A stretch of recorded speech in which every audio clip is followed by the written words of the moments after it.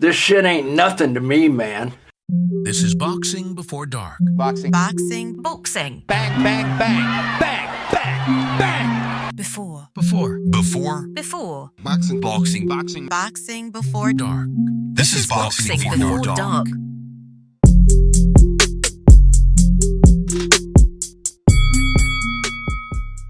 All right. Okay. Let's fucking... I am dialed in. I got this. Boxing Before Dark. We fucking got the fights. Holy shit, Shanada, how you doing out there in Japan? Had a long night. I'm a little rough this morning, not gonna lie. Fighting for your life? Nah, it's not that bad. Maybe threw up before the podcast, but Maybe. It's all good. Maybe. Man. So, the Ali Revival Act has cleared committee for people who forgot their civics lessons. Bills or amendments to bills like this start off in committee, then they get voted out of committee, and then they go to the floor for a vote. This cleared committee. It passed 30 votes to 4, and so now it goes to the Speaker of the House to determine if it's going to be heard for a vote in the House. If it passes there, then it goes to the Senate committee, the equivalent committee in the Senate, and same process there. Right. So some changes were made to the Muhammad Ali American Boxing Revival Act. The fighter pay has been increased. The minimum pay per round is now $200 a round. Which still seems crazy low to me, but... Up from 150. Small victories, I guess. The minimum insurance coverage was doubled from $25,000 to $50,000. This seems really good, but I've heard a lot of the boxing podcasts with actual fighters discussing how this will kill club shows entirely. I've been hearing the same thing. Yeah, that it's going to reduce any of the kind of grassroots, lower level competition. I mean, minimum pays and minimum insurance coverage is a good thing. I'm not saying it's not, but this definitely feels like a way to reduce the competition for prospects. Yeah, so if you don't get signed by a major organization, you pretty much don't get to compete. Exactly, yeah. And so they get to pick who they want, and everyone else is just fucked. Yeah. Basically. So, I don't know. These are, on paper, really good things, but maybe they're not as good as they appear when you first think about them. But that being said, fighters should have insurance. Fighters should absolutely. Get paid. 100%. I don't know. I'm conflicted about these two. The sunset clause for all fighter contracts set to 6 years. Of course, they're able to fighters are able to resign, but there is a designated grace period where they can check with other promoters, see what they're offering. That one I see no downside to. I think that one's just across the board not bad. And I also heard something about they have to offer a fight every 6 months. Yes. So people can't get just completely sidelined if your promoter doesn't like you, which is also a good thing, I think. If they don't get a fight every 6 months, they get 10 times the minimum per round. So like $2,000 a month until they get their next fight. Nice. That one I think is just across the board positive. Yeah. And I kind of hope it gets people to fight more often. Because a lot of dudes fight once a year right now. And barring injury or anything crazy, I think most fighters could handle 2 fights a year. I think that's very reasonable. Yeah, twice a year was kind of became the gold standard, like throughout the aughts and the the 2000 the teens. Yeah. And fighting more, like of course there's the jokes that like Armstrong fought fucking like 5 times a year. Yeah, but lots of those fights were kind of basically sparring matches in front of people. Yeah. But 2 good fights a year is not a bad schedule. Yeah. The elimination of secondary titles. Only 1 belt per division. I kind of like that. Yeah. I mean, the silvers, the interims, the whatever, it's confusing as fuck. Like, I've been so confused sometimes when we're talking on this podcast. I'm like, but he's the champion, and then, nah, he's the silver champ, but then there's the super champ, or whatever the fuck it is. Yeah. They're confusing as hell. Yeah, I agree with this one as well. Like, it was an interesting question that somebody else had posed, was how does this affect, like, regional titles?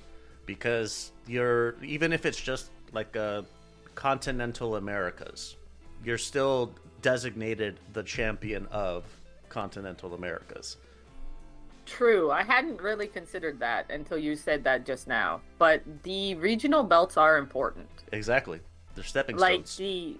the Oriental Pacific ones are really an important step here in Japan. And I think the British title or whatever it is, British Commonwealth. that's also a really like important milestone for fighters to hit. I hadn't thought about that. I hope they don't get rid of the regional belts. I hope this only is like in regards to world titles. Right. Like EBU that's important for the European scene. OPBF, like you mentioned. Yeah, I don't want to see those go away. I'm curious how this is going to play out. Yeah. I think they need to keep those stepping stone belts. And I don't think that confuses anyone because the casuals have never heard of them. And it's very clear it's not the same as a world title. Right. And anybody who has one doesn't parade it. The only person I've ever seen parade a regional title is Montana Love. Yeah. Otherwise, nobody. Nobody holds that up like they're the king of the world. I don't know how the sanctioning fees affect those either. Like nobody is really defending those for very long. Usually, I mean, some guys do, and that's fine. That's good. But I mean, like the really big guys, it's a stepping stone. Yeah, sanctioning fees is how is this limitation?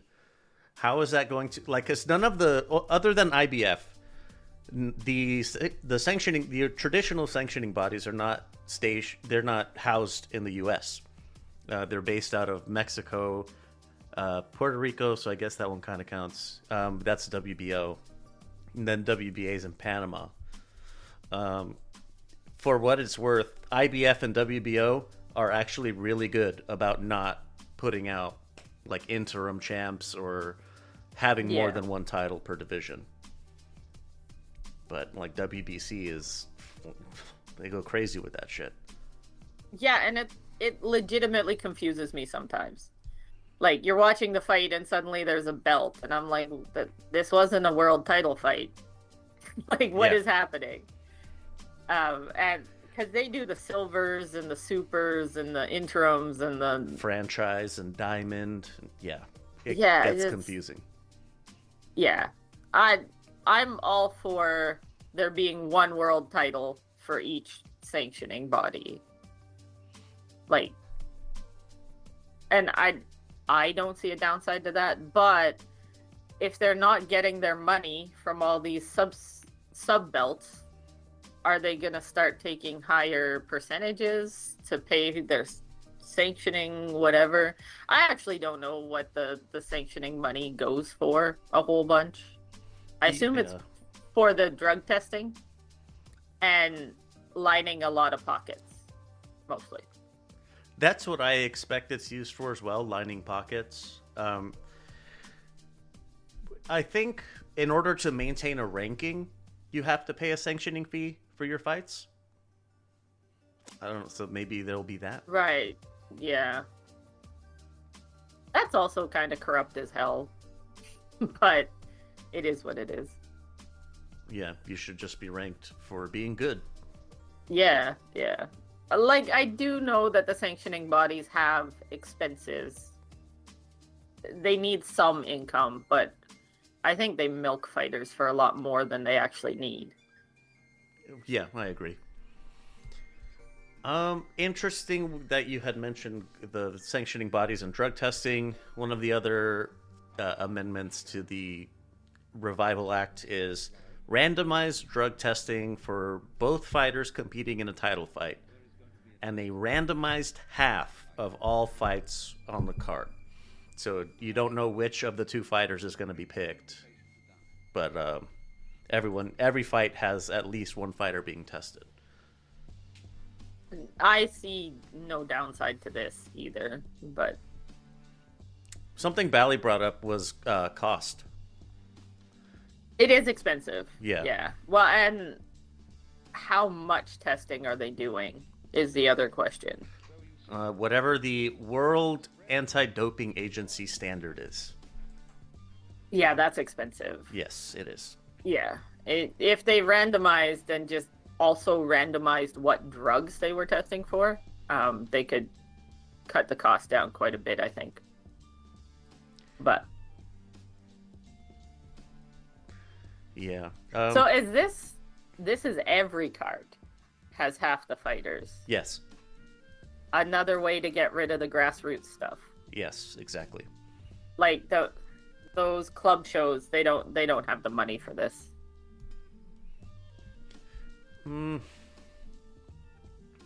It might be possible if it could be worked out through the State Athletic Commission. Yeah, I kind of feel that they're not going to try and make it so that the club shows can survive. Yeah, I think you're right. It's probably the point. Like, this is meant to reduce competition. Yes, it solidifies the major players as they are. Yeah. And obviously Zuffa has a lot of money behind them, so... Yeah. Again, like, on the surface, first pass, super good idea. But yeah, it's really gonna start hurting people, I think. And, like, ProBox is not that grassroots, but it's pretty grassroots. And I don't know if ProBox can even afford this shit.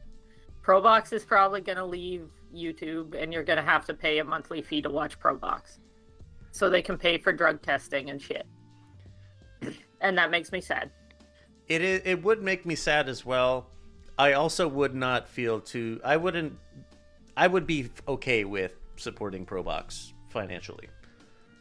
I would too, but like, me and you have enough money that's feasible. Right. Yeah, you're right. Like, neither one of us is choosing ProBox or groceries. Like, yeah, that's true. Damn. I mean, ProBox on YouTube for free for everyone is fucking great for boxing, in my opinion. And if they have to get rid of that, it's gonna make me sad. Because anyone that I talk to on the internet or in real life, I push ProBox so hard, and I don't feel bad about it at all, because it's free. It's free on YouTube. Yeah. Yeah. But yeah, those are the changes to the fucking Revival Act.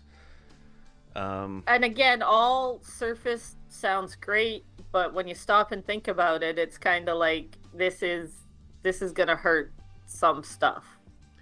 And if you have those minimums for the fighters and stuff. That's great.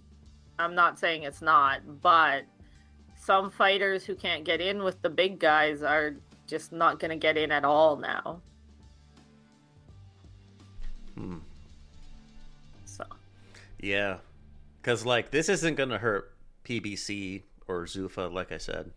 But no, like, Top Rank's going to be, well, Top Rank's kind of fucked anyways, but Matchroom and Queensbury, it's not for those guys. Yeah. Like, yeah, it's Eye of the Tiger.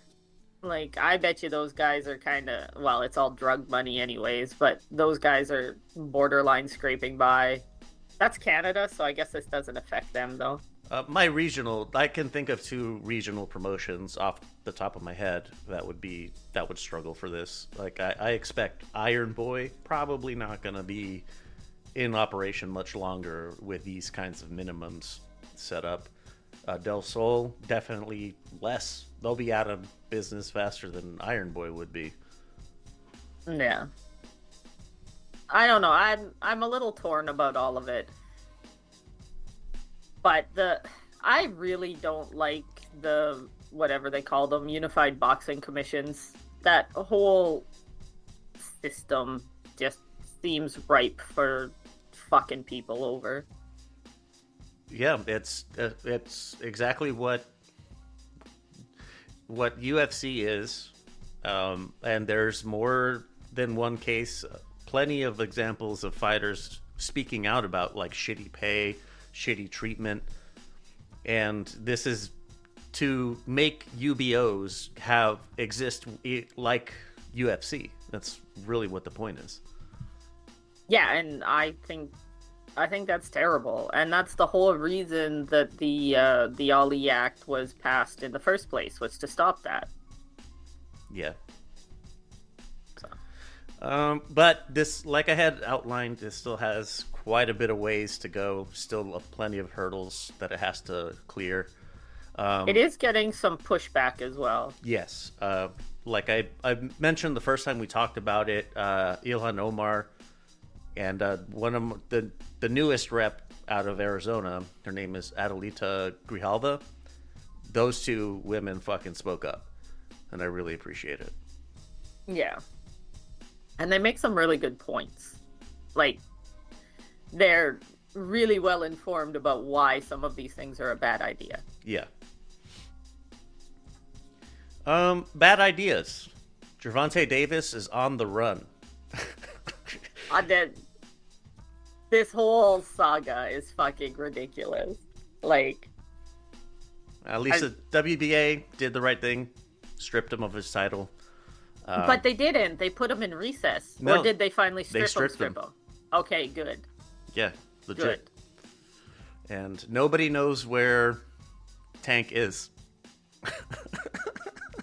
This is legitimately fucking funny. This is a wild fucking ride.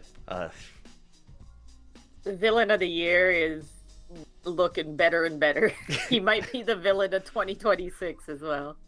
Yeah, he might be. Fucking ridiculous. Like, man, just turn yourself in. Or disappear completely. Like, those are your 2 options. I'm sure. Oh, well, I was going to say his Google search is probably like non-extradition countries. Yeah, but he's going to Argentina. Yeah, but I don't think he has the wherewithal to look that up. He's not very book smart. Better be learning Spanish. Deontay Wilder is looking to fight Derek Chisora. It's looking like it's going to happen in April. Okay, how do you feel about this? Because I, honest to God, think Chisora beats him. I'm inclined to agree. I do think Chisora probably... the way somebody put it a long time ago that made me just nearly piss myself laughing was Derek Chisora has more experience being washed. It's true, though. It is true. he knows how to get by being the B-side. Chisora understands exactly what he can do, and he doesn't try to be what he was. Chisora uses his abilities the best way they can be used at this point in time. And I don't think Wilder does. Yeah, I don't think he does either. I'm still going to be cheering for my man Deontay, but I don't like your odds. I just think this is a fuck up by Wilder. He should have just took the Usyk payday and gotten his ass kicked, because he's gonna get his ass kicked by Chisora, which is gonna take a lot longer and hurt a lot more, and he's gonna fumble the bag. He's not getting that Usyk payday after Chisora chins him.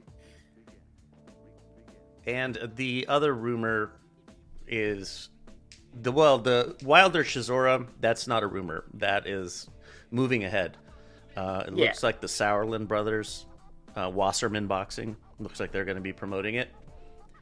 Usyk might be fighting Andy Ruiz as well. Imagine. It's not gonna happen, but imagine Ruiz pulls off the fucking crazy upset a second time. Imagine that Andy Ruiz locks in and somehow wins it. Then it becomes Ruiz versus Chisora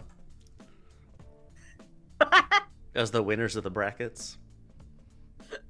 That's the worst timeline ever. Yeah, agreed. Well, speaking of worst timelines, Jai Opetaia signs with Zuffa. Yeah, I'm disappointed in Opetaia. I watched the ProBox podcast thing, boxing scene or whatever it is, and Paulie Malignaggi was in Australia for that last card, the fucking atrocity that it was, and he said he was talking to people there, and Opetaia's getting fucked always. He fights for peanuts, apparently. Oh shit! Like, they don't pay him shit. Tasman fighters. Zuffa probably was like a pay jump and a half, and they're still getting him at a discount. Good gracious. According to Paulie Malignaggi. Like, this is all secondhand bullshit. But the reason they but the reason that they targeted Opetaia, according to him, is that he fights for way less money than he should. And also, like, cruiserweights kind of shit. Yeah, who cares? Yeah.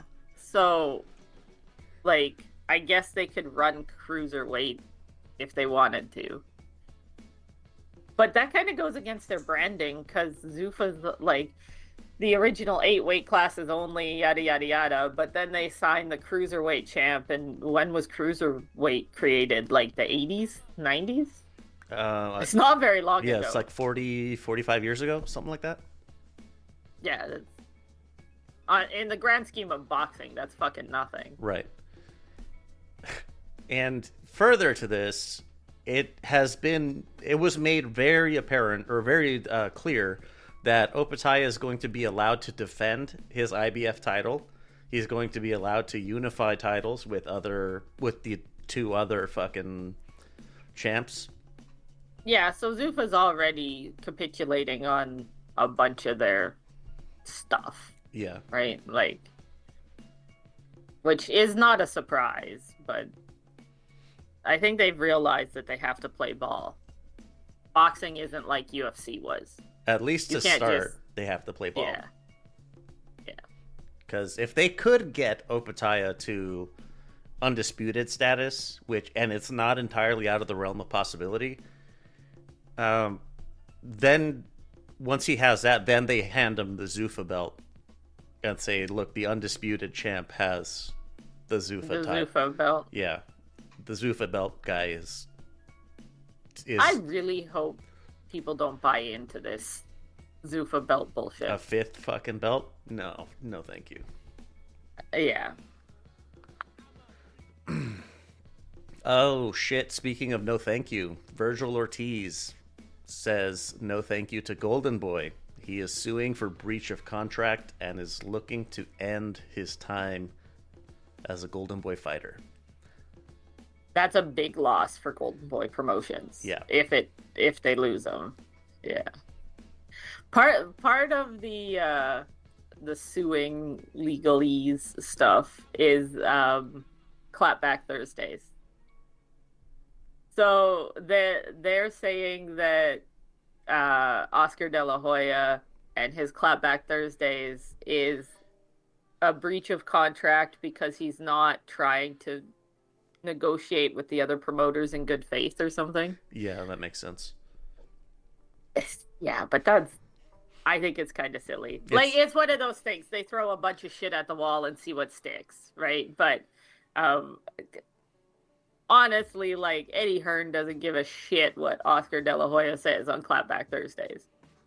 Yeah, I'm sure he's not even aware.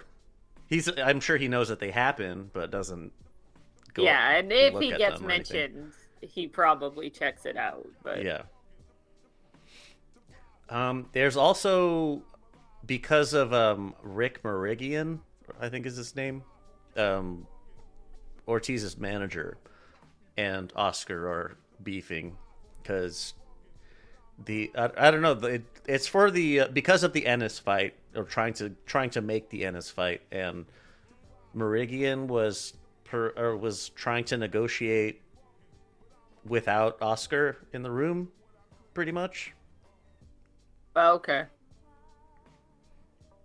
Yeah, I don't understand why they're not just making that fight. It seems like both boxers want it. Like, it doesn't seem like it would be a hard thing to make happen.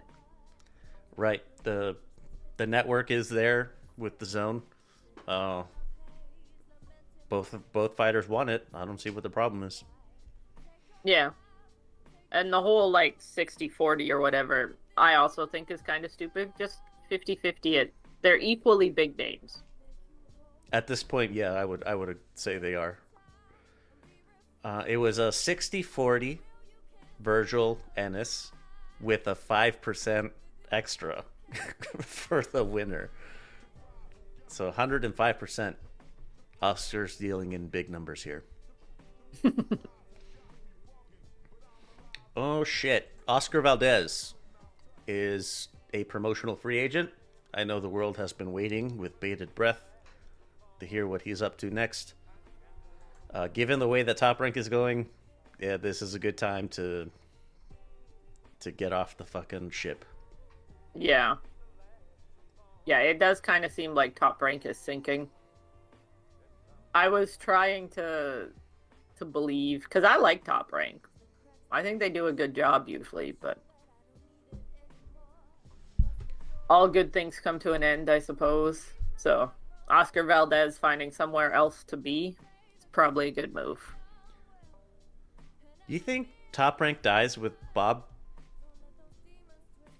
I kind of do. I feel like Bob really is Top Rank. Yeah, I think so too. That might be part of the problem, is nobody wants to sign a long-term broadcast deal because Bob's what, like 90-something? 94, I think. Yeah, and like, people don't live forever, so nobody wants to sign a long-term deal with Top Rank because Bob's dying soon. Yeah. Doesn't matter what he wants to do, he's dying soon. Like, people don't live more than 100 years, hardly ever. Well, good luck to you, Oscar. Hope you find what you're looking for. I like Oscar Valdez. I'm excited to see him. He seems like a really good dude. He always does, like, part of his build-ups to fights. He always does a lot of charity work. So yeah, that's really respectable. This one I haven't seen much more information, but Fernando Vargas Jr. and Amado Vargas were fighting in a hotel lobby. It was pretty funny. What? I thought it was pretty funny. What happened? Do you know? I didn't hear what it was about or anything, but I saw the video clips. I assume it's just brother stuff. Yeah, right. Probably. It's only a headline because they're kind of famous. Like, brothers fight. It's not a surprise, but it was in a fucking hotel lobby. in front of lots of people. Man, and they're both professional fighters, so like, do they square up properly? And Kind of like there was a lot of movement and nobody landed anything crazy. Yeah, well, that I saw, but then it was just a scrap between brothers. It's only a headline because they're professional fighters. Like it didn't seem crazy, but everybody pulled out their phones and there's like 6 different angles of it.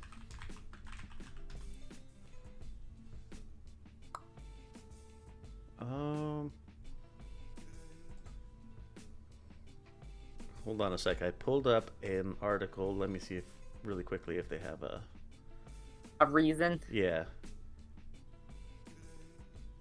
Emiliano says, "Do I condone my brothers fighting? Not at all.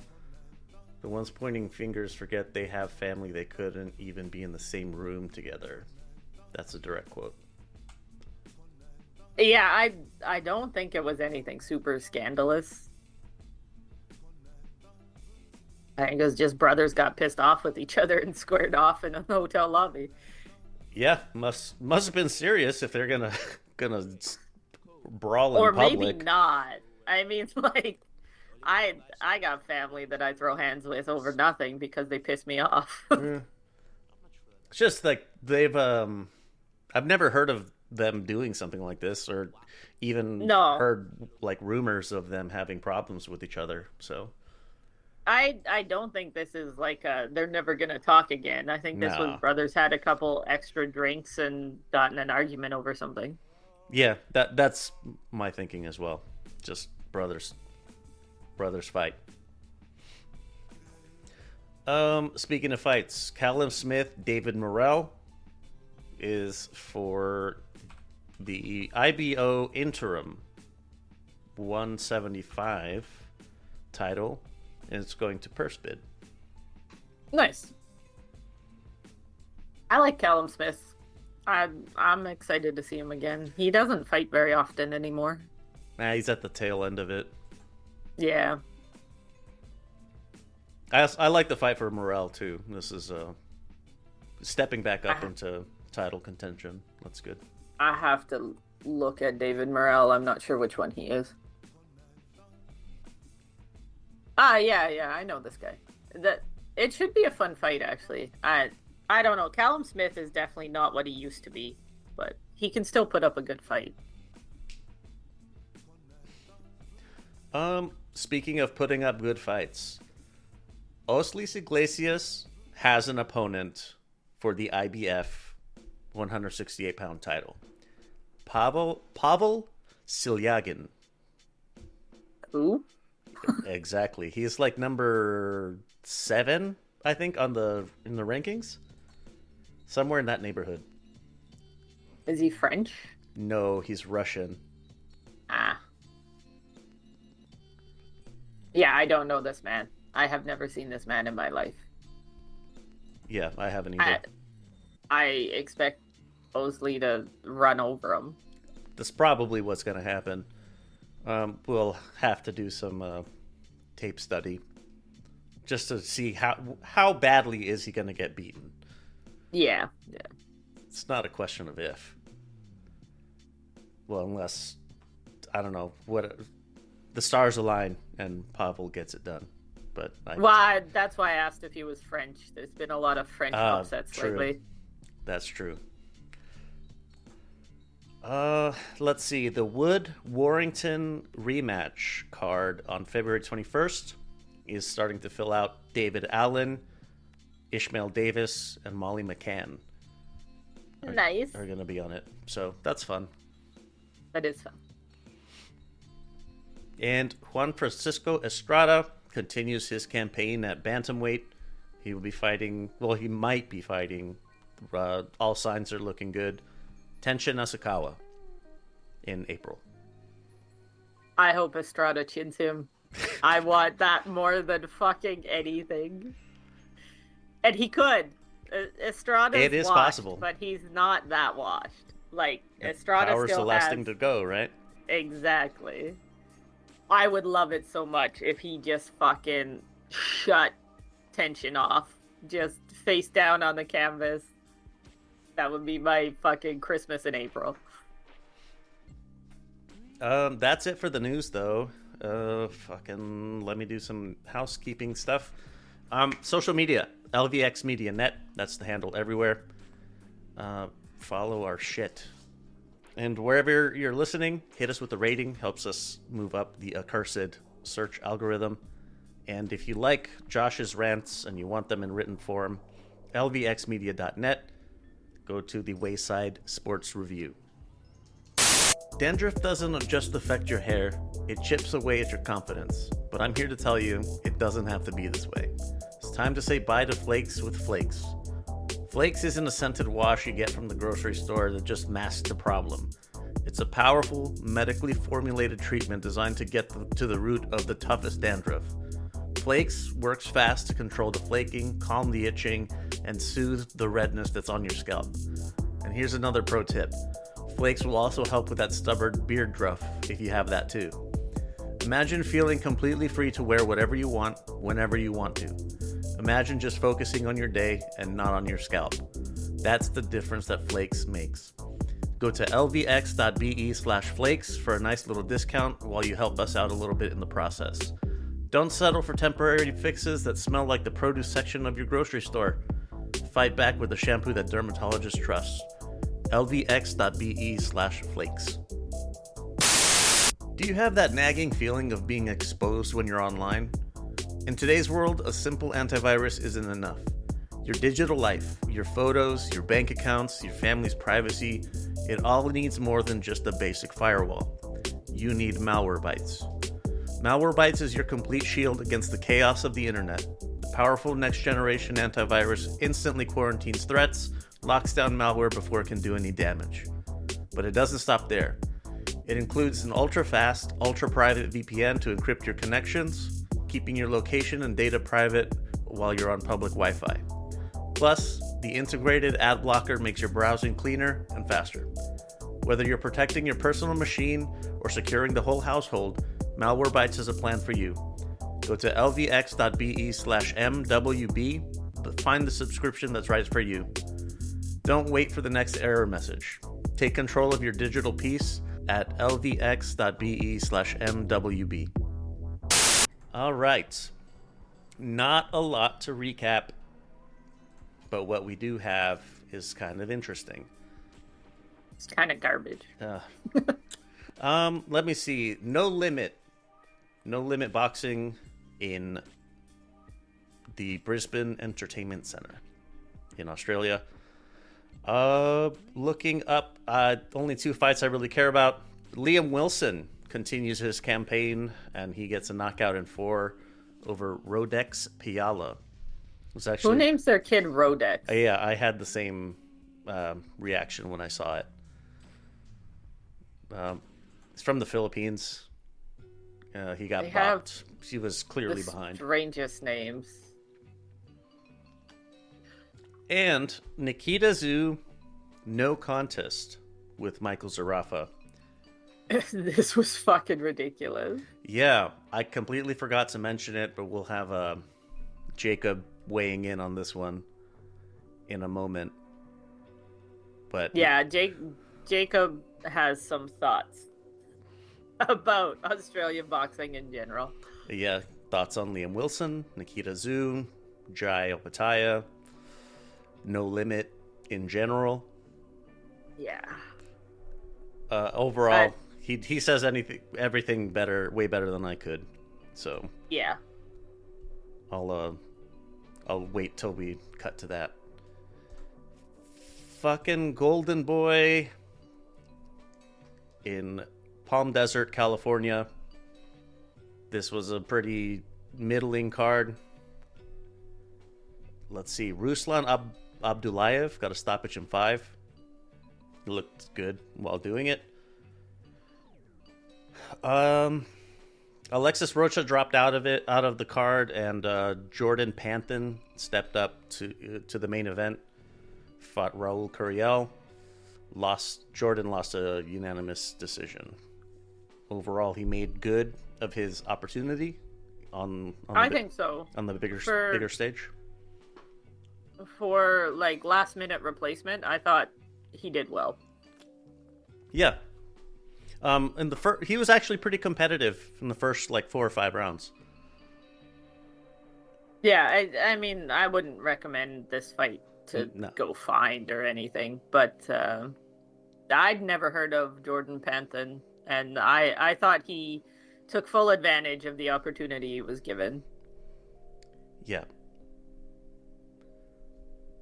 He wears Apollo Creed style shorts. I didn't notice. That's fun. He wears the same ones every time. But that's it for the recaps. There will be more coming, of course. But upcoming shit. It is a busy, busy weekend. Let's get into it. Starting things off really nicely. Friday, January 30th, ProBoxTV at the Live Casino and Hotel in Hanover, Maryland. I know like a few of these guys by name. The co-main's gonna be a banger. 100%. Suleiman Sagawa is fighting Rene Palacios in a featherweight fight. I don't know who Rene Palacios is, but he better be prepared for fucking like a large amount of punches. Agreed. Suleiman Sagawa is a bit of a machine. He's always fun. Yeah, other than Sagawa, I don't really recognize anyone else that much, but it doesn't really matter because with ProBox you're getting really evenly matched fights. Yeah, ProBox is always entertaining. Josh's refrain, ProBox good. All right. Dana White bad. Yeah. Saturday, January 31st. These are not in order of time. They are in order of importance. So, first off, primetime boxing on DAZN in Kolding, Denmark. Who the fuck are these people? Yeah. Dina Thorsland is a name. Yeah, Dina Thorsland is fighting for the interim WBC featherweight title against Lila Furtado. Don't really know who that is, but Dina, not bad. Not a bad watch. In the main event, Jacob Bank will be fighting William Skoll. And that's why we're even paying attention to this card. I mean, I'm more excited about Dina Thorsland than William Skoll. Yeah, probably. That's probably a good estimation there. Moving on. Boxer. This will be on BBC Two. How you watch it outside of the UK, yes. Come to Discord. We'll probably hook you up. At the Copper Box Arena, Adam Azim is fighting Gustavo Lemos. That is a 140-pound fight.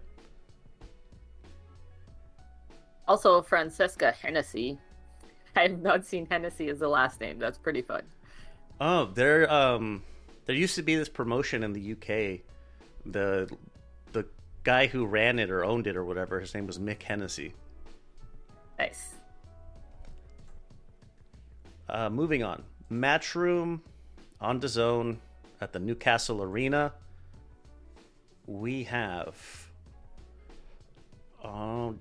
just in like of who really matters, Josh Padley versus, holy shit, there are way too many vowels in a row here. Jawad, I think it is. Belmedi? No idea. 4 vowels is too many vowels. Yes, it is. In the main, Bakram Murtazaliev is defending his IBF 154 title against Josh Kelly. That one might actually be like low-key fun, I think. Yes, Josh Kelly does come to Rumble. And Murtazalia. Murtazalia doesn't not Yeah. come to Rumble. Yeah, it should be a good fight. Of the three, those three cards that we just mentioned, those are going to be happening around midday on the west coast of the U.S. So, yeah, of the three, I would say the Matchroom card, it's probably the one worth watching. If you can only It's pick also one. the easiest to find, Yes. probably. William Skull will be on DAZN. So that's fun. Is it? Moving to Top Rank in Puerto Rico. This one is going to be on the Pluto TV, Tubi, Fubo, all those funky ass names, the free services. Top Rank is going to be on one of those. Pick your favorite. Not a bad card. Let's see. Juanita Lopez is going to be on here fighting Connor Goad, I think it is.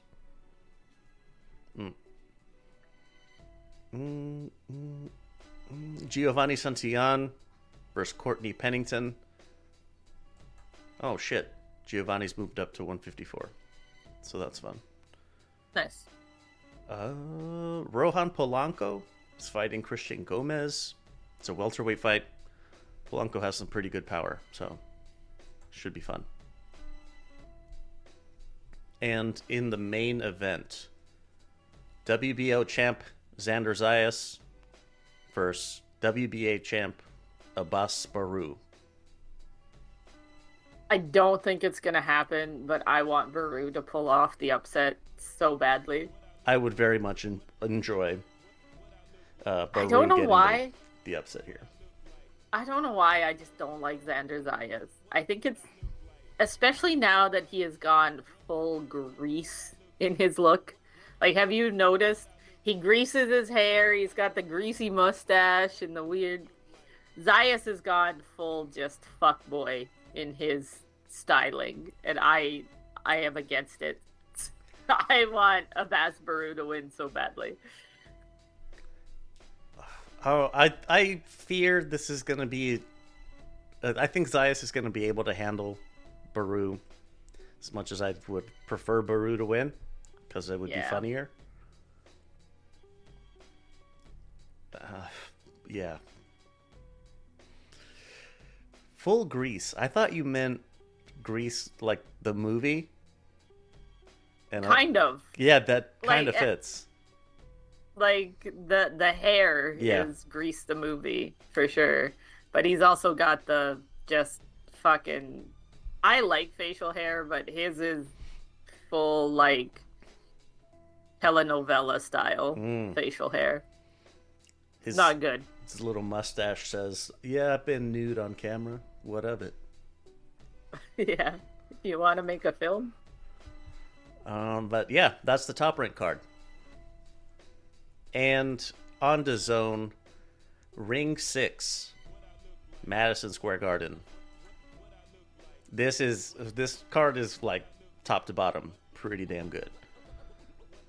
Yeah, this one's worth the pay-per-view money, I think. Gerald Miller versus Kingsley Ibe.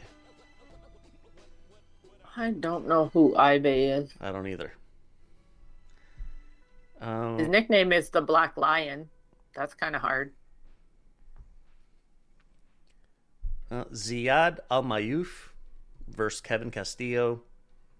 Ziad's like he's a Saudi guy. He's a plant on all of the ring cards, but he's not bad. Yeah, he's fighting some unknown Ecuadorian. So his birthplace is Ecuador, his nationality is Spain, and his residence is Florida on BoxRec. So Wonderful. Man of the world. The vacant WBC featherweight title, Bruce Carrington versus Carlos Castro. I know Carlos Castro is up in the rankings for this. I think he's like number 2 or 3. But I love Castro. I've been following him since he was on my regional scene. He's local to me, and sorry, buddy, I don't think you should be in the same ring as Bruce Carrington. Yeah, he loses every time he steps up. It's unfortunate. I would love to see Carlos Castro pull the upset here. It would be way too fucking funny for Bruce Carrington to lose. But yeah, I fear that's I not don't going see to it happen. happening. Probably not. Keyshawn Davis is moving up to 140. He will be fighting Jermaine Ortiz. Yeah, hopefully Keyshawn can avoid bullshit this time. Yeah, I wonder if they're going to jump Jermaine Ortiz afterwards. Yeah. I mean, he should be able to make weight, hopefully. Yeah, he made weight in his last fight. He made 140 in his last fight, so shouldn't be hard. He?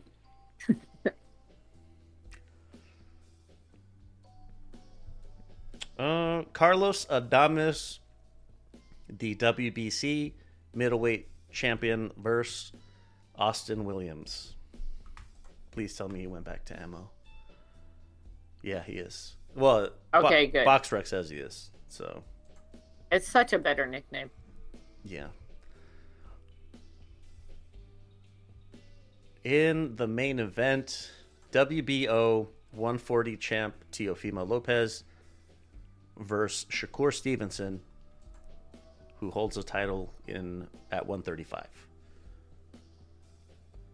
What's your official prediction for this one, Leo? My official prediction...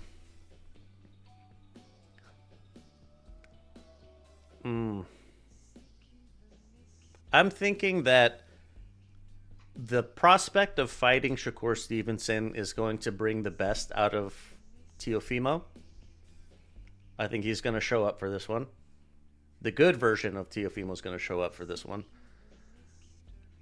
It's just difficult because Shakur is a fucking defensive wizard.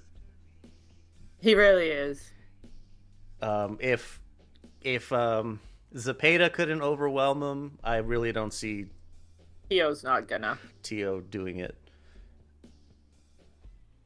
I would like to see Tio win, but I agree. I think Shakur's gonna just make Tio look foolish.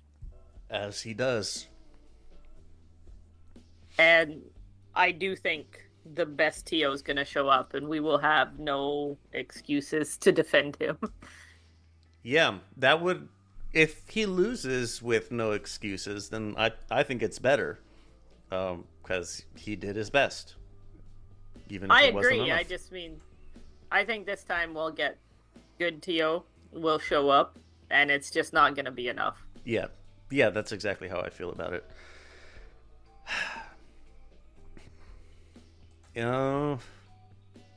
Still, clowns like Teofimo, I think, are good for the sport. To an extent. To an extent. I don't know. Tio makes me sad. Like, I just really feel bad for him. I feel like he's been mistreated by his dad his whole life, and it's really fucked with him. I really would like to, if I could have a chance to have a conversation with him, I would have in my hand a pill and say, dude, Zoloft, all right? Please take this. It'll take the edge off, I promise. Yeah. Yeah, Tio makes me sad.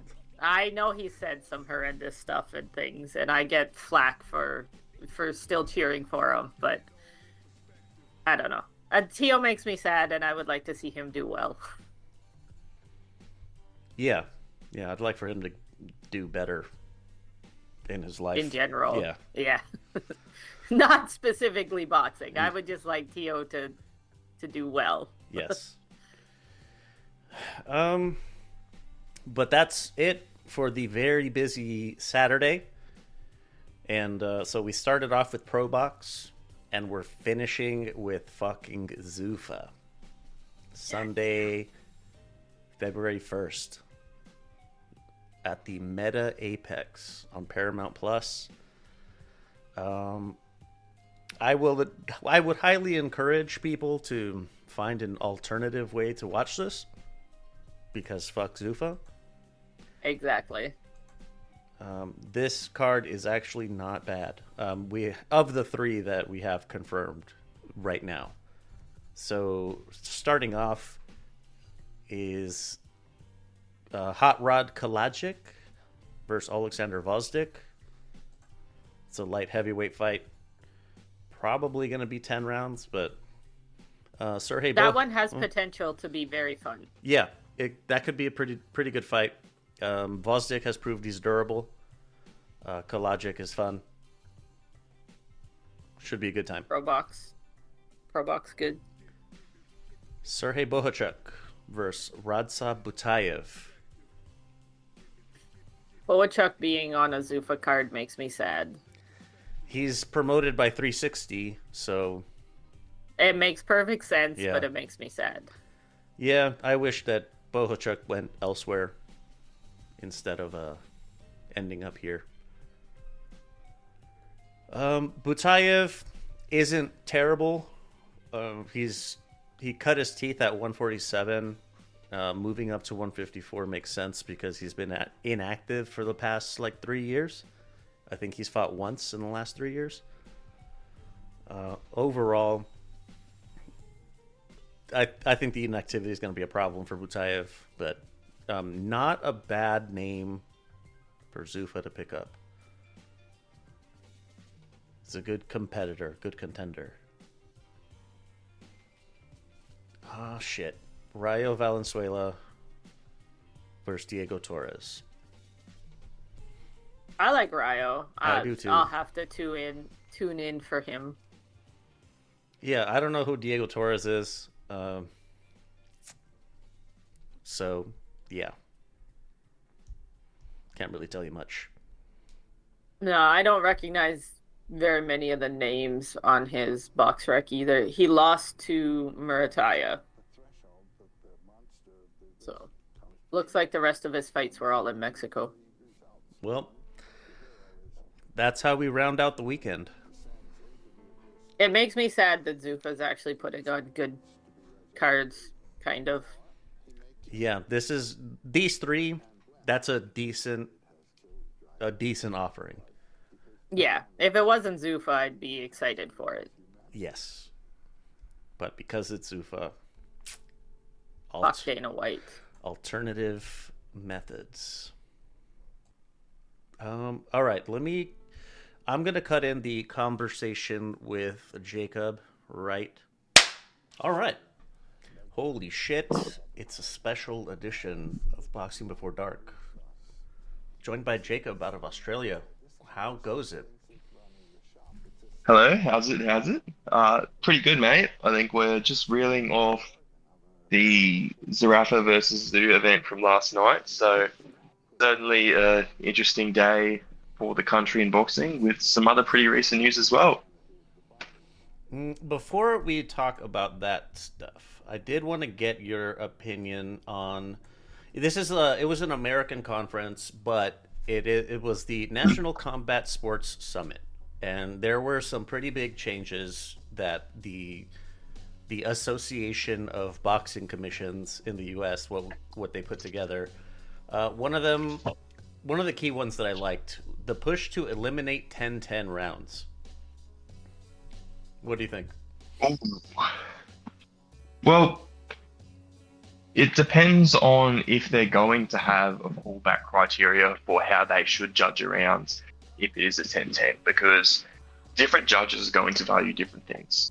You know, you might have someone who's prioritizing pure aggression in the round. You might have someone who's just prioritizing overall cleanliness. And if you're going to eliminate 10-10 rounds when it's really, really close, you need to understand what the judge is going to base it off, because I think right now there's a lot of contentiousness about what does a 10-9 round actually look like? Because to be honest, most people don't even agree on that at the moment, right? Like, there's a lot of people where, even in a fight where, in my opinion, I thought it was so obvious, like Canelo versus Crawford, but that was just, in my opinion, at the very end, that was just a beatdown. That was just pure class from Crawford.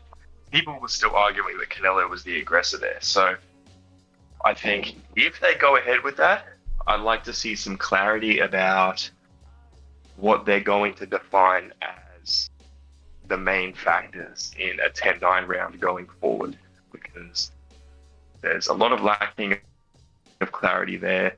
Like, in some areas, you know exactly what they're looking for, right? Like, if you're in the amateurs, especially certain countries, judges will value certain things more than others.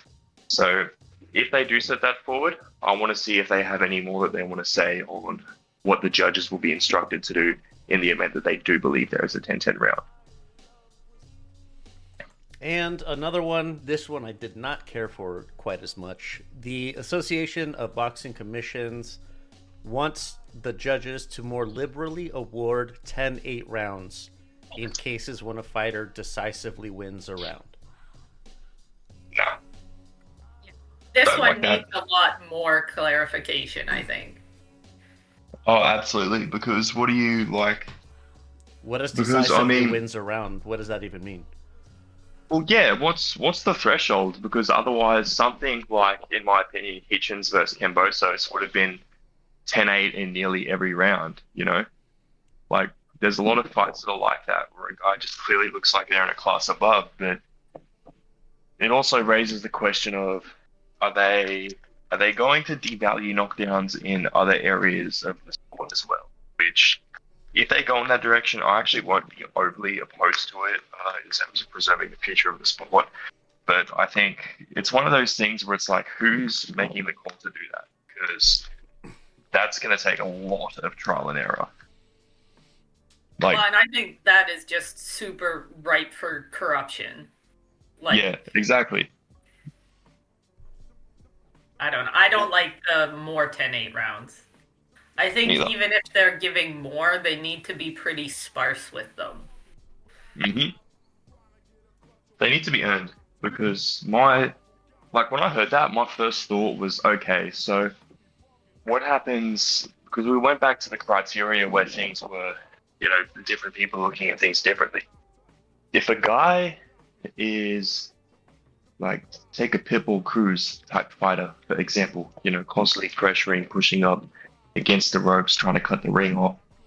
If you have someone who values aggression more than cleanliness, and they go in the direction of seeing something like that as what makes up a 10-8 round, and then you get to the end of the round, and then you realize, oh, we actually didn't land that many punches.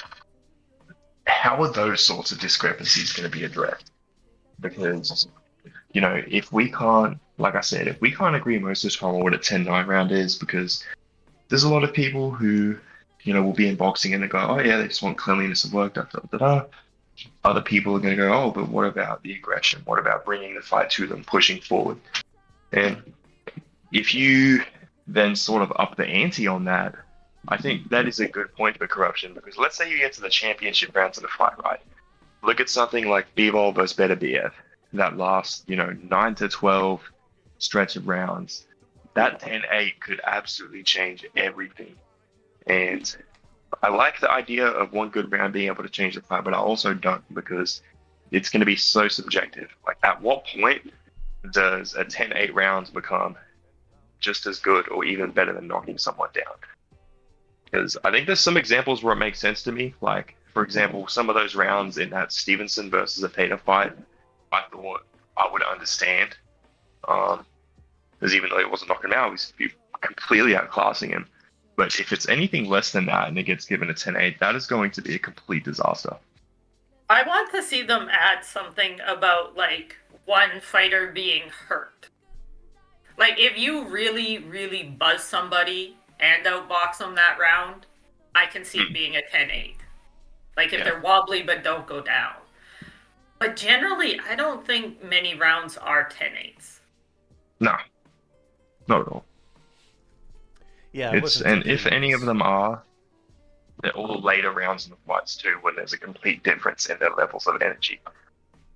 And the problem is that you're asking for those 10-8 rounds to bring the biggest score discrepancies when they're most likely to happen at the very end, which is conversely when they're most likely to change the result of a fight.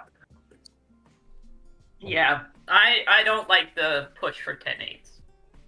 No.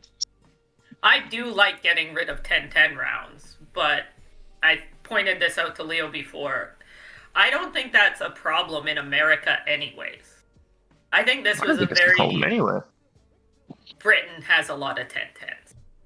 I they? think this was the Americans being like, come on, England, get your shit together. Like... I can't complain about that, can I? And the last bit, the Jack Reese, the referee, former referee, was like the head of the head speaker of the conference. His words: "We've got to get them out of there when they are no longer competitive. Activity does not mean competitiveness." So they're talking about pulling the plug a little bit quicker. I'm very happy to hear that. I'm actually very happy to hear that because I understand that it's a sport with the ethos of being a fighter who doesn't go down at its core. But in that same vein, we can't do that forever. Not when we're learning each and every day what we are currently learning about brain health. And if we want to see this sport continue, there's going to be regulatory pressures in that direction.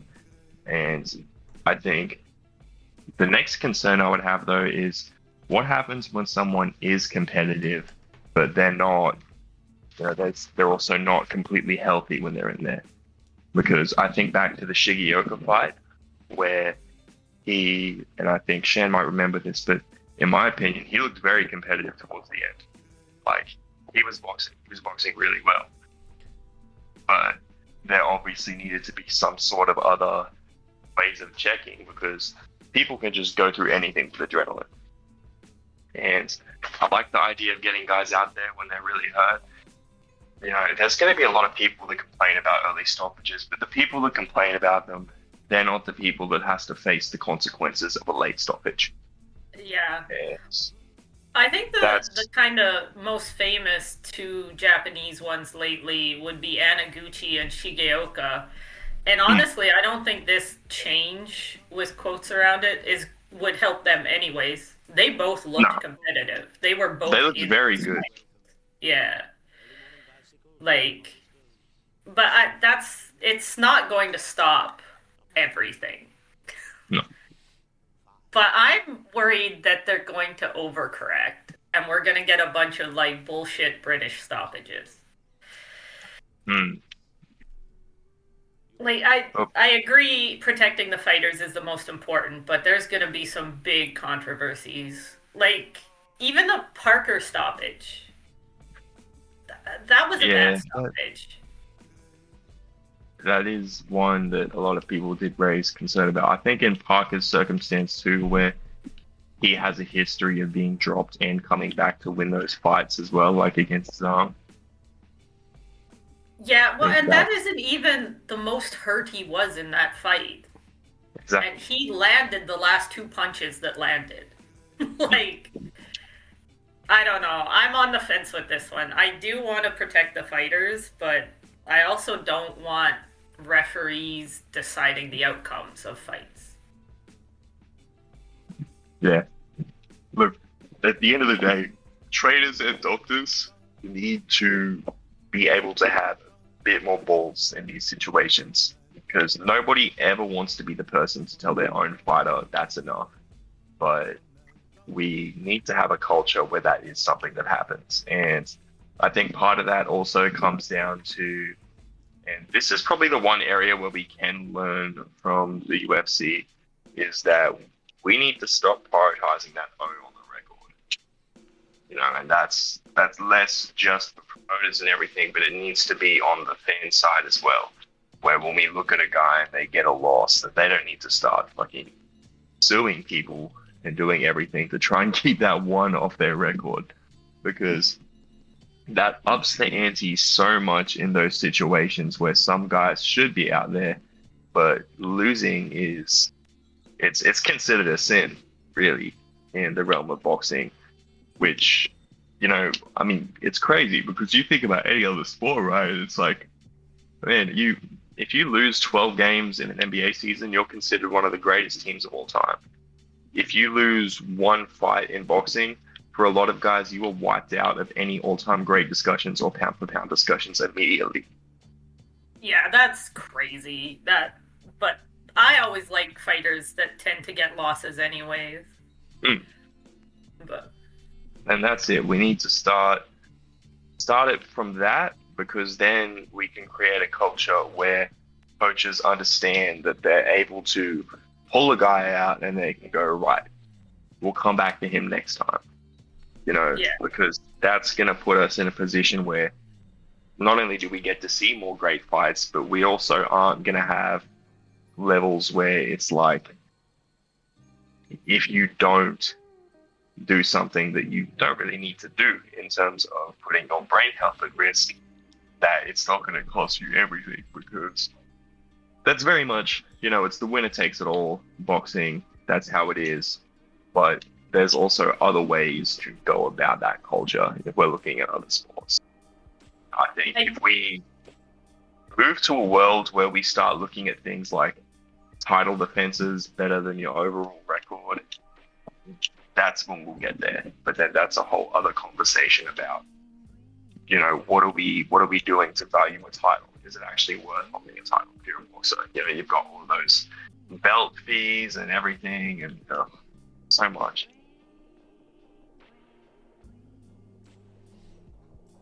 Something interesting that you mentioned was about once we get away from the culture of protecting your undefeated record, we'll get into a space where more coaches are going to be willing to step in on behalf of their fighter.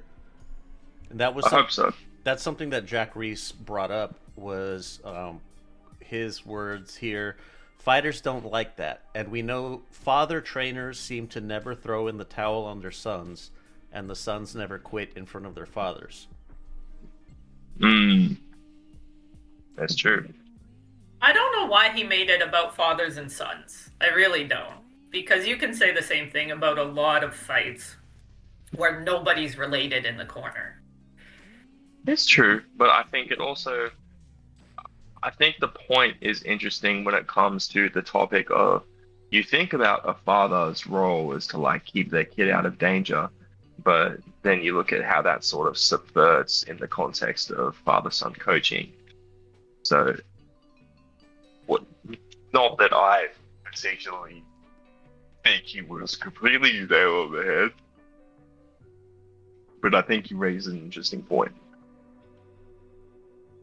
I do think corners need to be more ready to throw in the towel. There's been quite a few fights where I don't understand why the corner didn't stop it. 100%.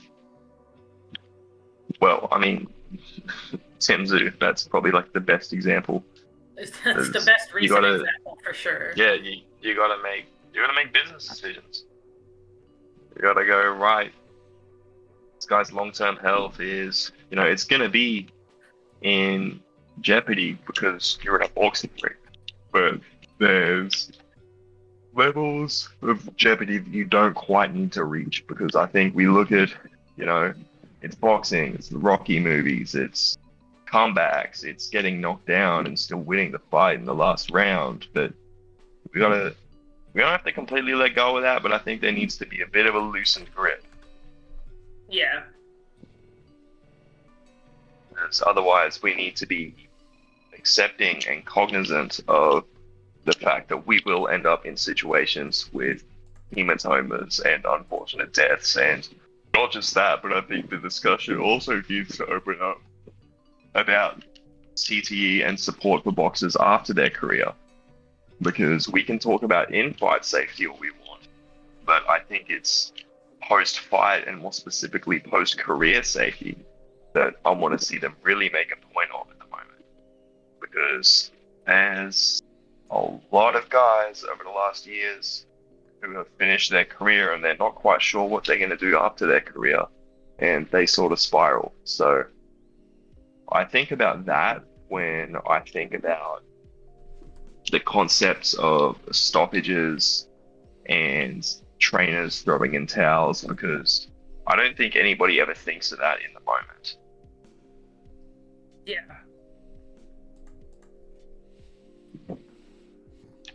The post career care is something.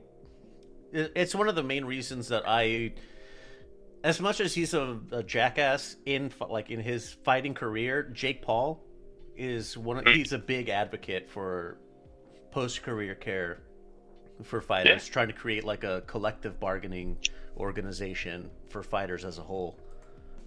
Like a pension and stuff. Yeah, exactly. So I'm always going to be... I always advocate for Jake Paul just because I know he genuinely does care. Behind the scenes, at least. Yeah, I think so as well. I think there's... And that's not even to advocate for him as a personal boxer, but there are things he is bringing to the sport that are objectively good for the sport.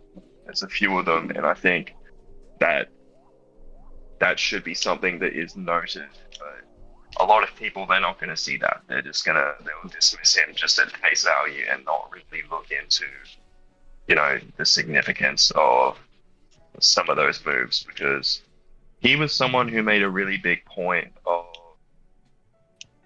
Dana White's treatment of fighters, and I think that's part of why it upsets me that we're getting to where we are now, where, with Zuffa boxing and trying to move the sport in that direction.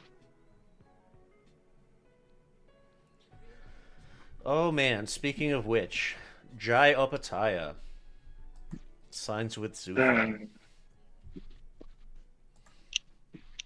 This fucking terrible, sucks. terrible day for this. Look, I hope he's getting paid a lot, because this is a dangerous sport and you take your money as it comes. But while it may be good for him, and I don't necessarily blame him, I think it was inevitable that somebody was going to do this. But the problem is, once you give legitimacy to Zuffa and their exploits with Saudi Arabia and Riyadh, what then happens is they're able to keep swallowing up that market share, and that's something that can happen quickly in boxing, a lot quicker than people may think.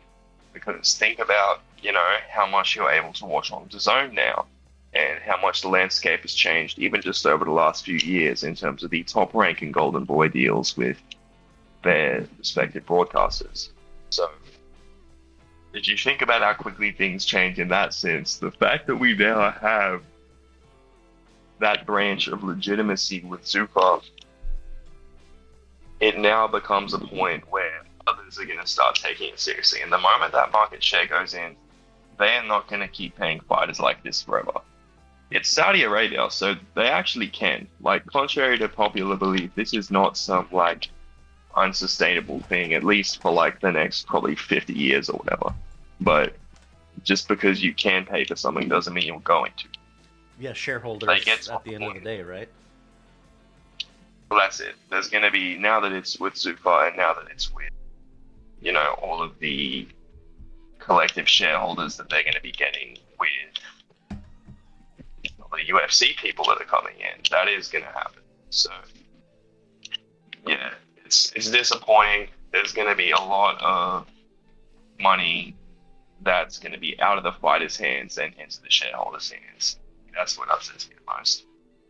Because this is a sport where realistically, boxers get a lot of money, but only a certain amount of them really get to that money. And if we're not going to be protecting boxers, then paying them less is just something that's going to worry me even more. So, the moment that market share carries over, no matter how much Opetaia is getting paid right now, it's going to lead to a point where fighters down the line, they're getting a lot less. And I think that in itself is going to set the sport backwards. realistically, the sport should not be looking at the UFC and trying to be like that. I wonder what happens with the belt after this. At least it's the IBF, so they'll strip them pretty quick. Probably. Yeah, I'd imagine. They can, and honestly, they should, because if you're in a boxing league or whatever it is, because I don't know how Zuffa's going to work either. Because I know currently they were working with the other belts in a respect for the Canelo vs Crawford event, but I don't think it's going to be like that forever. They're not always going to be that buddy. Well, and they weren't very buddy, because they tried to stop what's-his-name from coming in the ring with the belts and stuff like that. Yeah. So that's it. And it's only ever going to get more and more hostile, I'd imagine, over time. So, upsetting moment for the sport. I hope it's not a sign of things to come. Speaking of things to come, Tim Tszyu versus Errol Spence. Have you heard about this? Ooh. I have heard rumblings. I have not believed them. You don't think it's going to happen? Look, if it happens, the fight will be in Australia on a no-limit card, because I believe that they are the only people shameless enough. I don't think they're the only people shameless enough at all. They probably wouldn't be, but I think there are many places in the U.S. that would put Errol Spence on a card.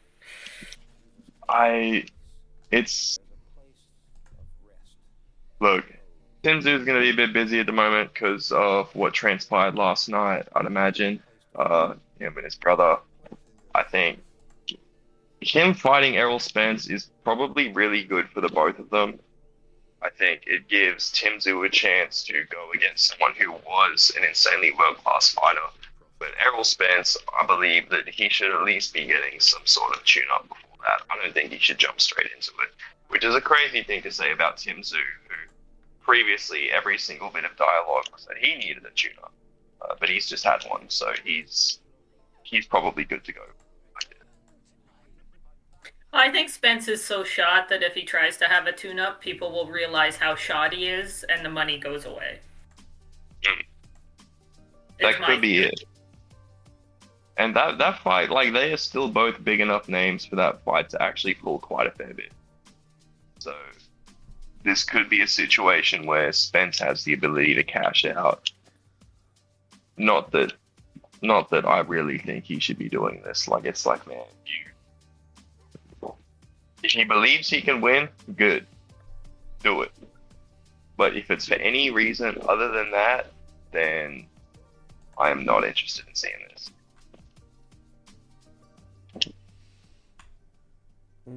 And last bit, Nikita Tszyu and Michael Zarafa. Where to begin? So, look, we had a fight card where Liam Wilson, one of Australia's best boxers at the moment, I think anybody that's watched him would tend to agree. He might not have the same notoriety as a few other fighters at the moment, but in terms of what he's been able to do, he has pieced together a very respectable career for himself, and he's continuing to go as well.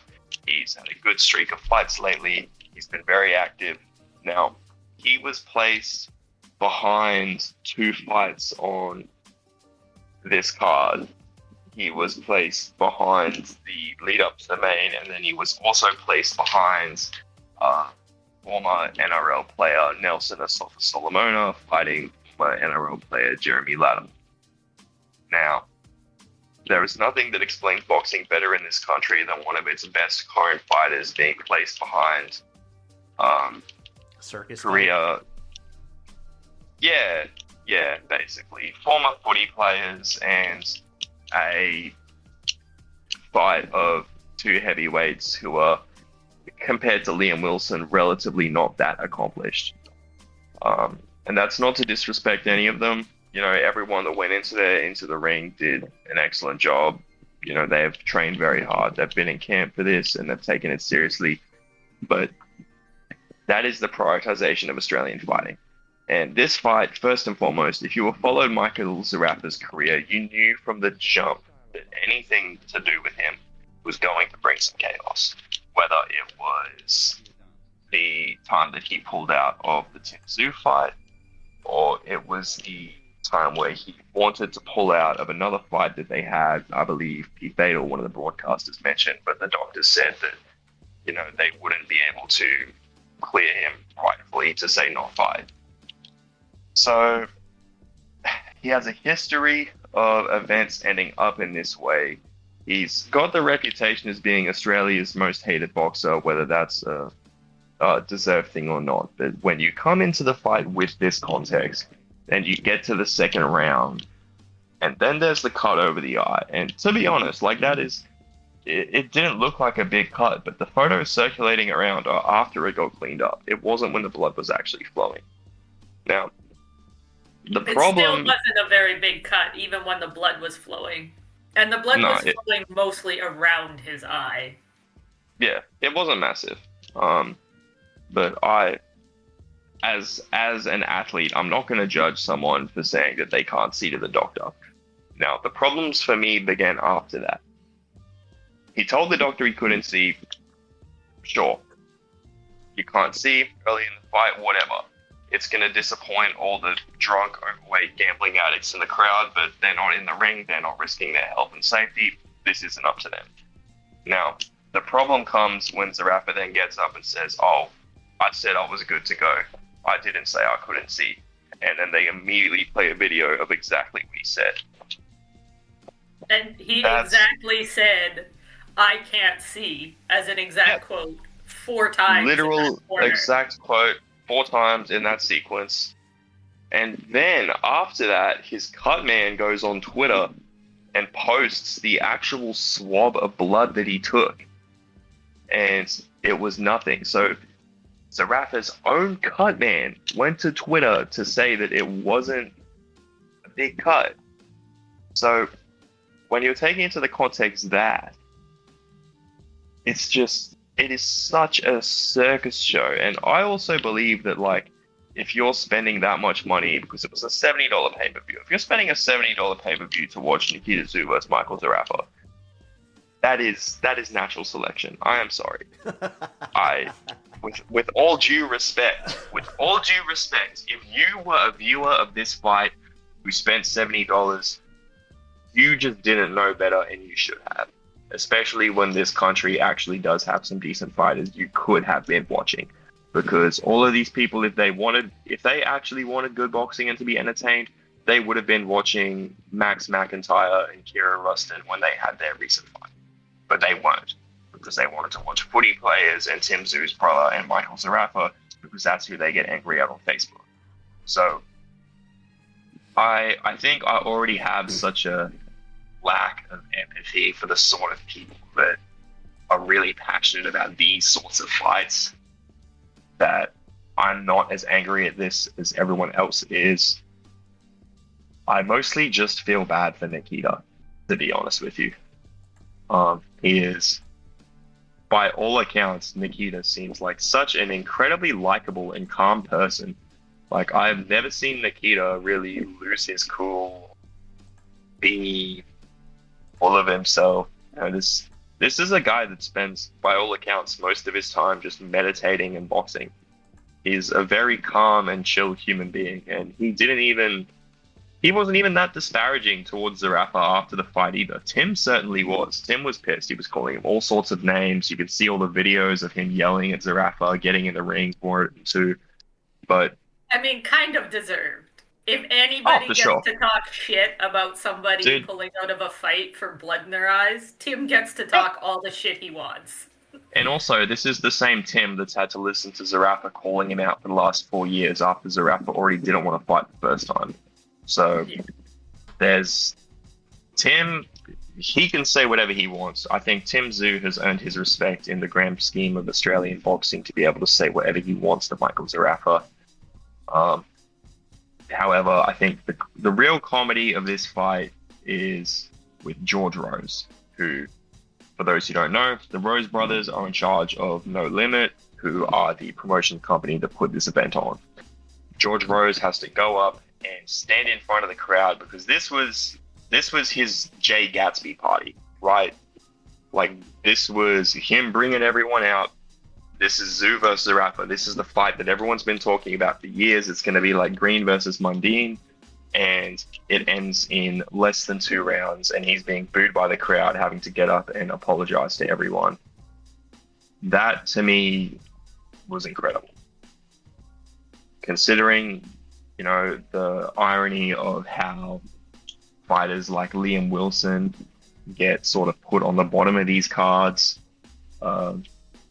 and when we have these incredible boxers, yeah, that was a great moment of irony for me, I think, for him to have to stand up and say that this event disappointed because he put that level of faith in the sort of, I don't want to say clowns. I think I'm not that harsh, but certainly members of a circus, active participants in the circus system, I will say.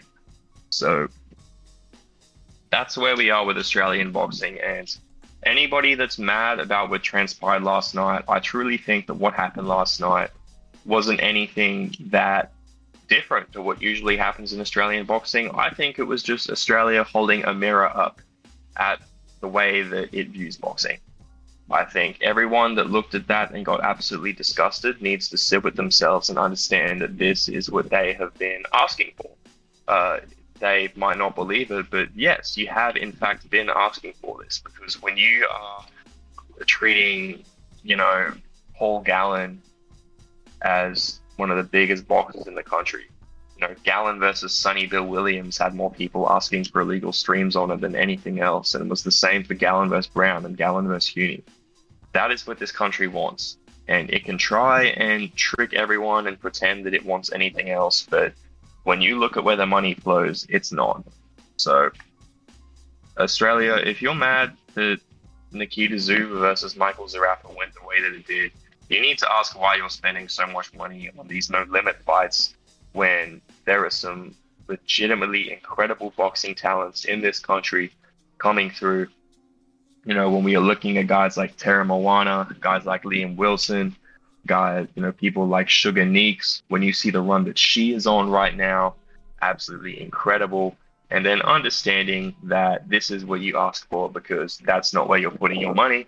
You're putting it into the ex-footy players fighting, and you're getting scared and confused when these cards end up like this. Because one of the last times Michael Zuffa fought, what happened? His brother punched somebody in the ring. His brother punched an opposition trainer in the ring, and they had to have the entire stadium escorted, and not the stadium, the ring. But that was the same card that Nikita Zuffa was fighting on. This is what you asked for. You ordered this. So it's fucking surprising that Zuffa is still getting fights if this is his history. I didn't know all that. I didn't know all the history about him either. Australian boxing is so hard to watch outside of Australia. Like, everyone hates Michael Zuffa. That's why he's popular. It's the exact same as Paul Gallen. People in Australia do not watch boxing. They hate watch boxing. That makes sense. That's not good. No. They are watching you because they want you to lose. It is tall poppy syndrome. There's no real country that gets so just we hate our fighters. We really do. I think there's a few guys that we really, really, really get behind. You know, I'm really proud of how we get behind Tim Tszyu, but there's a lot of other guys who just are not afforded that. And at the end of the day, they're the guys who really could be using it. Like, I look at when I mentioned Kira Rustin and the talent that he is, he won't get any near the coverage. Callum Peters, they're trying to put him on through No Limit. The people, they're just not watching Callum Peters like they're watching a few of these other guys. And that honestly upsets me because he really can't fight. So it's just, it's done it to itself. And if we as a country want to watch good boxing, you need to stop only ever putting your money up when it's an NRL player that's fighting. You need to start going, okay, who are some of the actual fighters in this country? Like, Google it right now. Like, who are some of the up and coming Australian boxers, and start looking into their careers. Otherwise, you get what you pay for, and if you got suckered into that, you always should have known that it was going to be a circus. It's not a good start to 2026 for Australian boxing, anyways. Well, it gets what it deserves. And I say that as a huge lover of sport in this country. But there's some amazing people that are going to be at the forefront of Australian boxing over the next few years. But people are not following what our Olympians are doing with the amateur systems. They just fight whatever footy players No Limit tells them to watch. And it's going to be that way until we start to actually have some respect for the art of boxing, instead of just brawling and just wanting to see blood on TV. The top 10 Australian fighters on BoxRec, so, grain of salt. The pound for pound list. Jai Opetaia is at the top. Liam Paro. Yep. Sam Goodman. Yep. Tim Zhu. Michael Zarafa. Nikita Zhu. Liam Wilson. Imam Kataev. Cesar Tapia. And John Manu. Yeah. Tara Moana's not on the list yet? No. There's a few guys that are really unlucky to miss out on that list. I think Tara Moana should be in the top 10 list. Without a doubt. But here's the thing. Even if you had put Tara Moana in there, even to be honest, Liam Paro, people, they do not get behind Liam Paro like they get up for Zarafa or Zhu, right? Like this... They don't like his style. He boxes too much. That might be it, but on top of that, it's also the fact that, that's not what they come to see. And, that's crazy, because he actually is a pretty tough guy. Like, you see in his most recent fight where even he had the cut in his eye. And even when he had that absolutely blunted eye, he still, at the arena, to me, it looked like he was boxing good. He was getting out of the way, he was doing nice, and he got the job done. That was it. Pat Rafter Arena around in Brisbane, and I went there, and there weren't that many people there. It was actually a really empty arena, and that's in the crazy. same city, people. That's what I'm saying, and this is his hometown. Like, you have to understand that Liam Paro, he came out of Cooperoo Boxing Gym over in inner city Brisbane. I walk past there all the time, and this fight was being held in Pat Rafter Arena, which is just west of it, over around the Tennyson area, I believe. Now, This is a city that's not even getting behind its own guy. And when I say its own guy, I'm talking about one of the best talents to come out of Australian boxing in quite some time. And he's a world champ. Exactly. That's fucking crazy.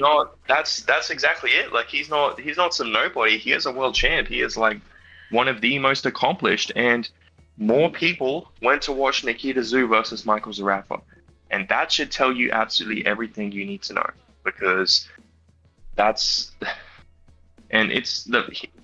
only just signed with No Limit as well, and that disappointed me so much. It'll be good for him in Australia, but they're not going to push him the same way they're going to push Tim and Nikita, and that is something that upsets me, because Liam Paro, in my opinion, absolutely incredible fighter, at least in the context of Australian boxing, because there's not many Australians that have that level of counter-punching acumen, head movement, or footwork. And, we're not going to get that. We're not going to get that again if we keep going about things at the pro level that we do. Because it's not a Boxing Australia problem. Boxing Australia have their own issues, but if you look at their curriculum on how they teach boxers, the way that I've been trained to box over the last couple of years, it's not, they're not telling you to just get in there and brawl. It's just that is what is going to get you money in this country. So, yeah, disappointing. It's something where I really wish that we would see a lot more initiative on the end of Australian promoters to put on fighters like Paro and really give them a boost.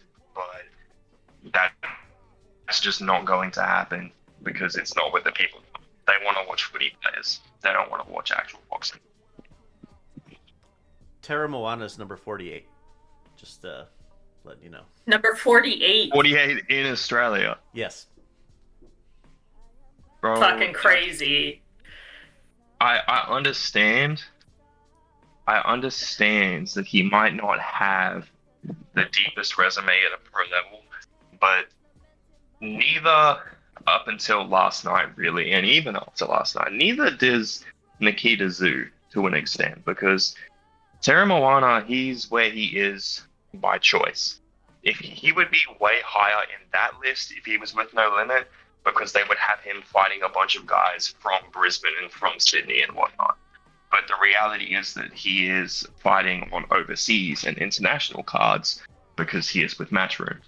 So, which is probably better for his career in the long run.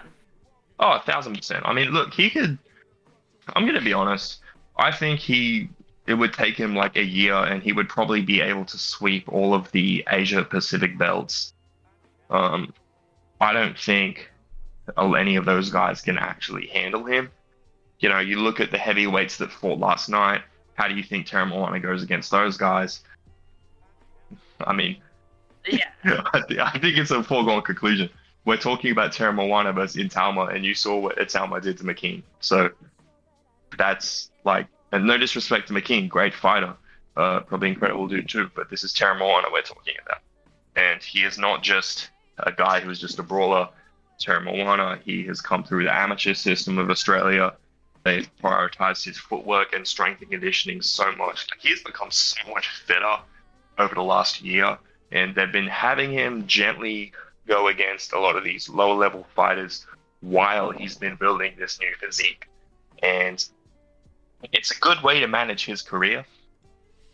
But yeah, unfortunately it means he won't kick on as much in Australia as he probably should. But I think that look, Australians will need to know him one way or another because he is one of the best we have right now. Never seen a big guy move like that. Goodness gracious. Yeah, he's gonna be famous. I'm sure of it. Oh yeah, he's got the dance moves and everything. He's like. And you wait, Australia's gonna claim him once he gets famous. Oh yeah, no, they love him. They love big, powerful heavyweights. Like, the problem is that if they're not constantly in front of people, they're not gonna have that light shown on them. And that's what they need for Tara Moana. There needs to be that light shown on him.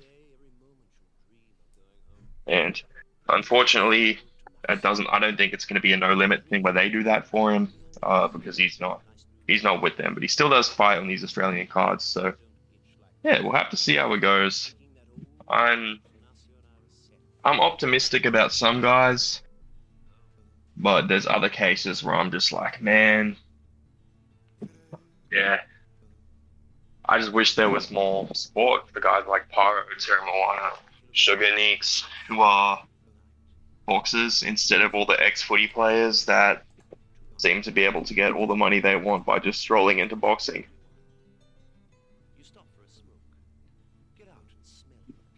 Neeks is number 2 for women's pound for pound in Australia. Who's number 1? The Princess. Sky She should be ahead of Sky. She should be ahead of Sky. And I say that like I'm a big Sky Nicholson fan, but like Neeks will fight anyone and everyone, and so far every time she's delivered. I guess I can't complain too much, though. I forgot Sky Nicholson was Australian, to be honest. I thought they had Ebony Bridges above her. No, after her last That's outing. why I was confused. that's outrageous.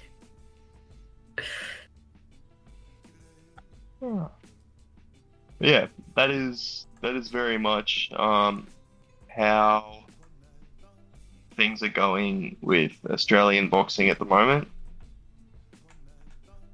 I think that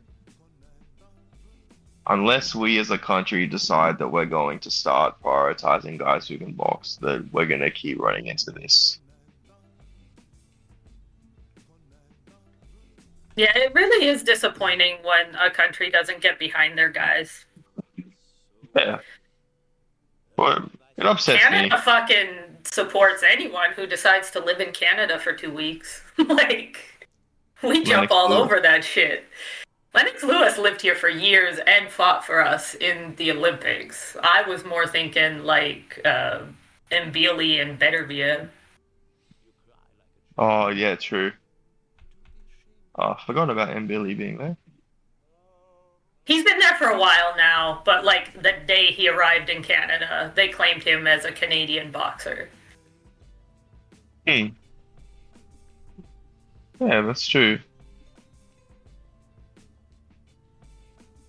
But yeah, in that case, I think that's the time that I've got for today.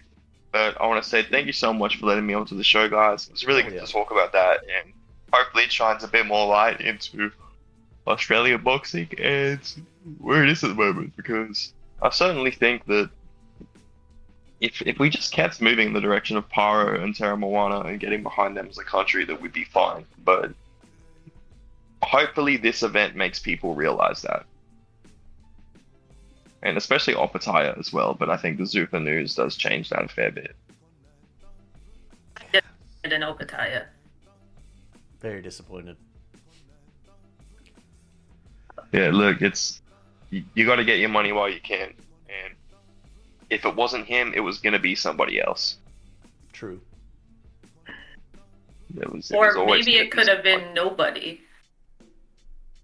In an ideal world, sure, but unfortunately, that's, I know. Could happen in moments, man. Anything can happen the moment you step inside a ring. Yeah, at least he's getting in on the ground floor, so he's getting paid well now. Exactly. That's it. The people that come after him won't get those same deals. But yeah, definitely not. No. But yeah, thank you very much, guys. I appreciate it heaps, and I'll see you next time. All right. Yeah. Good to chat. Thanks. Thank you. What if your best thinking day wasn't a lucky accident? What if you could access that clarity, that sharp focus, that feeling of being completely on whenever you need it? We live in a world of distraction, where mental fog can settle in before noon. You need a natural edge, a simple way to clear the noise and elevate your mind. Introducing psilocybin, the daily supplement powered by extraordinary magic mushrooms. For centuries, these mushrooms have been revered for the unique compounds that support brain health in very groovy ways. Psilocybin has harnessed that power, making it easy to integrate it into your daily routine. When you take psilocybin, you're not getting a jolt of caffeine or a rush of sugar. You're nurturing your mind's long-term health and inner tranquility. Experience better focus for complex tasks, sharper memory recall, or a consistent, calmer energy throughout the day. Whatever you need, psilocybin has a supplement for you. Ready to cut through the mental clutter? Are you ready to tap into your highest potential? Go to lvx.be/soul. That's lvx.be/soul. Get yourself a nice discount while helping us out while you're at it. Unlock your mind's clarity with psilocybin. Look around you. The food on your plate, the plants in the garden, they all depend on one tiny little hero, the honeybee. But bees are struggling, and the health of our planet is at stake, not to mention a third of what's on our dinner plate. Project Honeybee steps in with the belief that saving the bees can start with something beautiful. With a catalog of stunning bee-themed jewelry, necklaces, earrings, and charms that capture the spirit of the hive. When you wear a piece from Project Honeybees, you're not just wearing art, you're wearing your commitment to the buzzing buddies. Every single purchase directly funds conservation efforts, creating safe bee habitats, sponsoring research, and educating communities. It's beautiful jewelry with a purpose. Go to lvx.be/bees to get yourself a nice little discount and help us out in the process. Make an impact and look incredible while doing it. Find your next piece today at lvx.be/bees. Wear the change. Buzz, buzz, bitch. There. Nice. So, coming out of that conversation with Jacob, let's see here. What are your spicy takes on Australian boxing? Do you have one? 833-589-7637. Hit me up in WhatsApp. If you want to hit us up in Discord, lvx.be/Discord. And if you want some behind the scenes and ad-free stuff, lvx.be/Patreon. All right. We're going into the big weekend of boxing. Parting words. Parting words. I don't really have much. I hope the ring card actually delivers this time, because they've been hit or miss. I hope it's a banger. But I got a cheer for Baru. This no-name random-ass German guy shows up to claim a title, and now he's being thrust into a unification fight with the expectation that it's going to be an easy one, an easy title to take. That's true. I would very much like love Baru to prove him wrong. I would love if Baru pulls off the upset. William Skull, if you're having trouble sleeping, that should be fun. That should be fun for you. Adam Azim versus Gustavo Lemos, not a bad fight. It's a good... Adam Azim continues to step up his competition, so that's fun. And Bakram.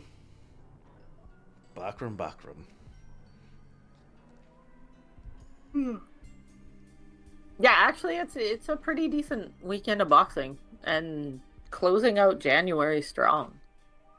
Yeah, I very much enjoy ProBox kicking it off, and them not understanding their lane and going for Friday instead of going on Saturday like they have done in the past.